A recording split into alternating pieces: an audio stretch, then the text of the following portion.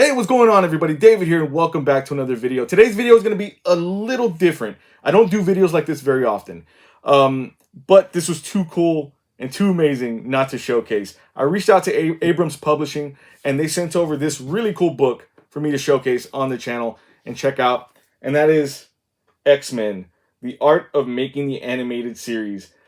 I love the X-Men animated series so much. I watch it all the time, especially now that it's so accessible on Disney Plus. As you can see, I have a shirt here. God, I was so excited about this book. I heard about this book. I wanted to check it out so bad. Like I said, they were kind enough to send this over. This book is, in short, amazing. It's so detailed. Has so many stories about the show itself. As you can see, I put some Post-its on some of my favorite sections, and these are kind of some of the sections that I wanted to show you today. So hopefully you'll like it. Check it out. So first off, I mean, look at the cover of this thing. It looks awesome. I love it so much. The 90s team right here, like you would normally see in the animated series, so good. This version of the team itself was kind of made famous by Jim Lee, and then every design of the team for a good while in the 90s was this version of the team, which again I grew up watching and I love so much. Let's go ahead and we're gonna take a look at some of the pages that I love the most about this book. First off, just the interior right here. This is essentially like a storyboarded version of the opening sequence for the animated series, which is really cool. You start off with this, and then the cover, the first page, I guess, cover of the book itself. And then here we have, let me see here. This is one thing that I remember the most growing up was Pride of the X-Men. This was the first animated version of the X-Men that I remember. I actually had this video cassette at some point when I was a kid. God, man, this was so good. It was so weird, but the animation was amazing. The voices were a little odd, and they explain it in here in full in the book itself. And that's what I love about this book, is that there's actual stories, about certain things that maybe I thought, were kind of strange. They kind of explain it here in this book. As you can see, there's some storyboarding and stuff like that. God, so good. And then again, more artwork from the team that like the way I guess I remember it as a kid, the 90s version. And again, like I was saying, this is made famous by Jim Lee. This explains the art of Jim Lee. So I love this whole section right here as it is. I had this comic book. This was one of the first X-Men comics that I ever owned as a kid. And that it's near and dear to my heart. Still with the fold-out covers and everything. Really nice. And then again, another storyboarded. This is an alternate version. Alternate storyboarded version of the opening sequence. There's a lot of things that are very reminiscent of the opening sequence that we know, like this here with Rogue and the Sentinels tendrils coming after. And then there's things that are different, like Apocalypse front and center. We have the Phoenix right here that was shown. Mr. Sinister, the Brood, Juggernaut, Mojo right here. I think we did catch glimpses of some of these villains in the opening sequence, but not like this. So I thought this was really neat. And then we jump forward a little bit. There's just mind you, I'm jumping forward in a lot of these things, but there's so much in this book. Like even like artwork here. I don't want to waste too much of your time on this book, but oh my God, is this book so good. Right here, this is the thing that I found most fascinating. This is actual like sheets that they have from the recording sessions that they had for the dialogue. Now, I didn't know this, and upon reading this section here, they have to time the dialogue to the mouth movements, so that way they get it properly synced up. And this is this is beyond me right here. I don't know what much of this means. I was trying to make out some of it. Some of it I can figure out, but a lot of it is so like technical that I don't know what I'm looking at.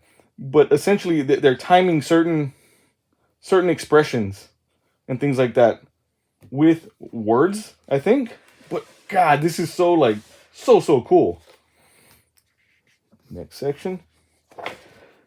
Here's some character designs for Alpha Flight, which I love Alpha Flight. And I thought these were really neat. Puck was one of my favorites. North Star and Aurora. You have Vindicator, Shaman, Sasquatch, Songbird, or Snowbird, I'm sorry. And it's just so cool seeing, like, you know, the designs before they actually go into the show of these characters. And here we have a glimpse at some of the alien species in I believe this is the Mojo World episode. You have a lot of characters here, and again, upon reading, that's what makes this book so cool. Just the reading aspect and the story aspect of all this stuff. That a lot of these faces that you see, these humanoid faces, are actually people from behind the scenes of the show, executive producers, things like that, writers, artists. And then we have right smack dab in the middle, the legendary Jack Kirby, which I thought that was really cool. So next time you watch that episode, I would say kind of scan by, maybe pause it a couple times. You'll see some really cool things. I guess some little Easter eggs. The one thing I did catch upon my initial view of this episode was the scroll here. Nice. And again, we'll skip through a little bit more because there's some really cool artwork here. There goes Lady Deathstrike there. Fantastic. Like the whole stuff about the Phoenix and Dark Phoenix saga. And here we have one of my favorites right here. Is the designs of the old X-Men. This was the X Factor episode, I believe, where Bobby Drake, Iceman, comes out and they show X Factor, and then they kind of give a glimpse at the old school original style of the X-Men, which I love that they included that in the show itself. Let's see here. Some more designs all around. I love, again, the idea that this is handy here, and this is something that you're going to see, and you'll be able to kind of read in and look at and see what was maybe intended, some of the early designs of some of the characters and things like that.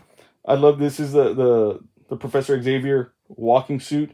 I believe he had in the Fatal Attractions storyline in the comics.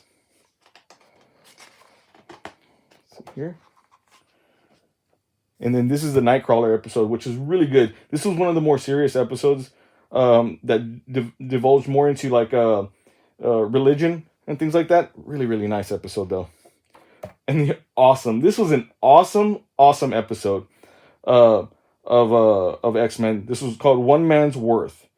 I believe it was a 2-part episode, and they show an alternate future. Basically, it's like an Age of Apocalypse-esque version of the X-Men, and you have some alternate designs that I watched, because there's some of these that I was like, I don't remember, right? I watched through the episode again, and if you look really closely, they're not like front and center or anything like that.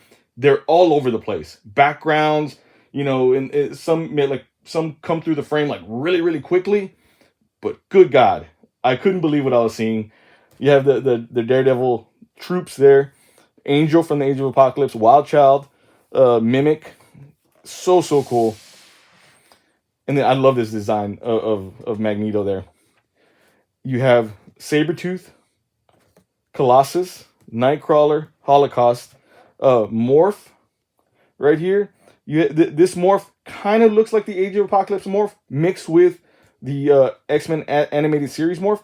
It's a version of Giant Man that's in there, version of Black Widow, version of Wasp, and then a version of Cap right here.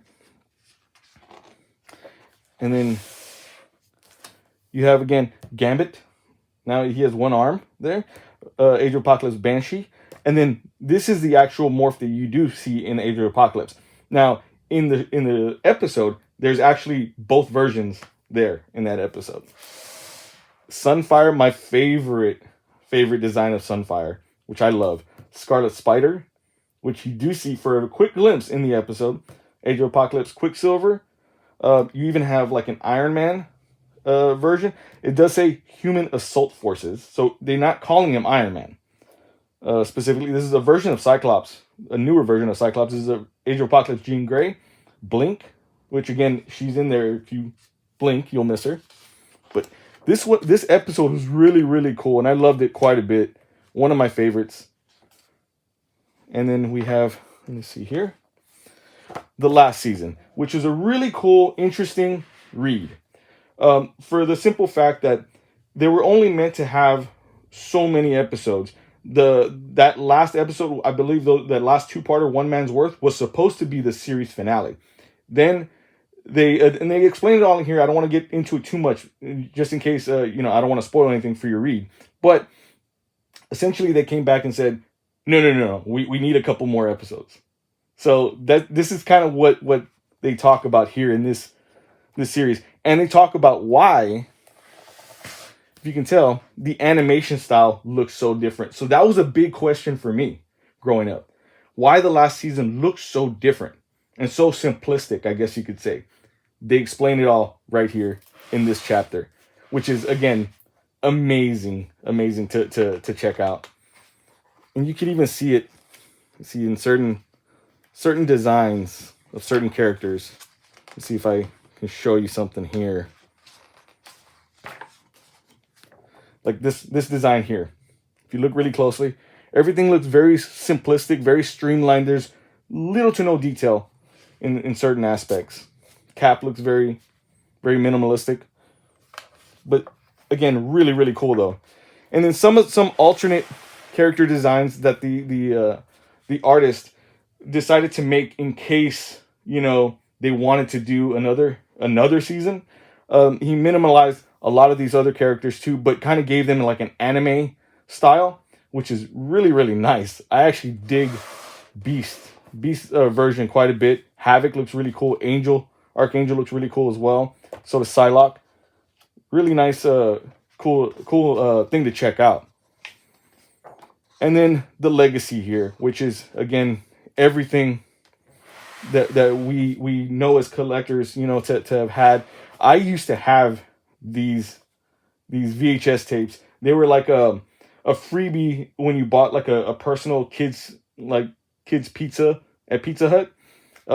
Sadly I don't have them anymore. They came with these collector's trading cards stuck to the front, and I'm actually looking on eBay like daily to see if I can find a good one. X-Men Adventures #1. I love the animated series so much. I was just starting to get into comics. I had to have this one. Again, sadly, I don't have it anymore, but one that I am going to get back very soon. And then they have some of the artwork here. They brought back the 92 X-Men not that long ago in comic book form, and gave them kind of like a continuing adventures kind of thing. Like, what if they had, like, I guess, additional seasons and stuff like that. So it's really, really cool. I love this design, again, of the X-Men. It's so iconic. And then again, action figures, which growing up, I had a whole bunch of these. I definitely had Morph. He was one of my favorites. And the Cyclops, Beast, Sabretooth, and Wolverine. And then some more of the more recent collectibles here.